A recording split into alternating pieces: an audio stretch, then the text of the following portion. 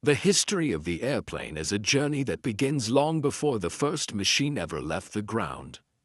For centuries, humans watched birds glide effortlessly through the sky and dreamed of joining them. Ancient legends and stories from different civilizations imagined flying chariots, winged horses, and magical carpets. Yet the dream of flight remained out of reach. What humankind lacked was not imagination, but the technology to turn this age-old desire into reality. And as the centuries passed, curiosity grew into science, and dreamers became inventors. One of the first major steps toward true flight came from the brilliant mind of Leonardo da Vinci.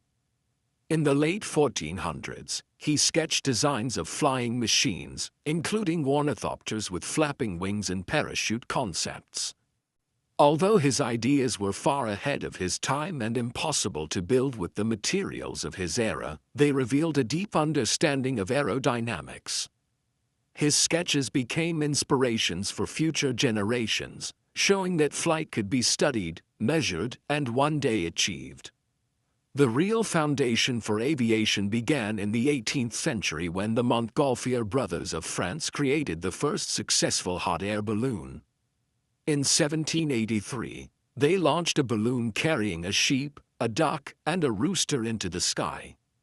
Later that same year, humans took flight for the first time, rising above Paris in a balloon that drifted silently over the rooftops.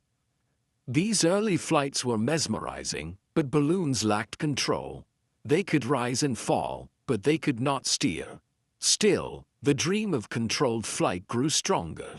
As the 19th century unfolded, scientists turned their attention to gliders. The German engineer Otto Lilienthal became a pioneer in this field. Throughout the 1890s, he made over 2,000 glider flights, collecting vital data on aerodynamics and proving that controlled flight was possible.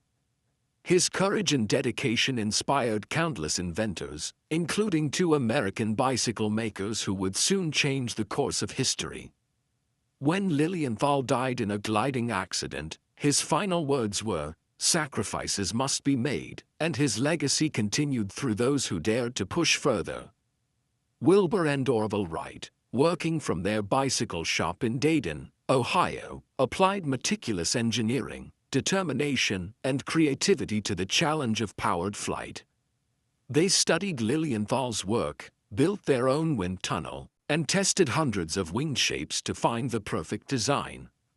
They believed that 3 key elements were needed for a successful